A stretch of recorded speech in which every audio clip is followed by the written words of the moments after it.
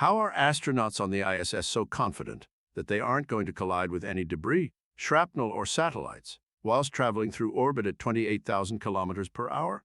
I just watched a video of an astronaut on a spacewalk outside the ISS, and while I'm sure their heart was racing from being outside of the ship 400 kilometers above the Earth, it blew my mind that they were just so confident about the fact that there's nothing at all up ahead that might collide into them at unfathomable speeds. Let me explain. Something I haven't seen mentioned is that there aren't many satellites at the altitude of the ISS. It's at around 410 kilometers. This is pretty low Earth orbit. Also, because they're right, they won't hit anything. NASA and other space agencies keep very careful notes about everything up in orbit. And anytime anything comes even close, they take evasive maneuvers to guarantee safety. It's not too often that it happens, but it does. Follow this channel for more Santa Explains.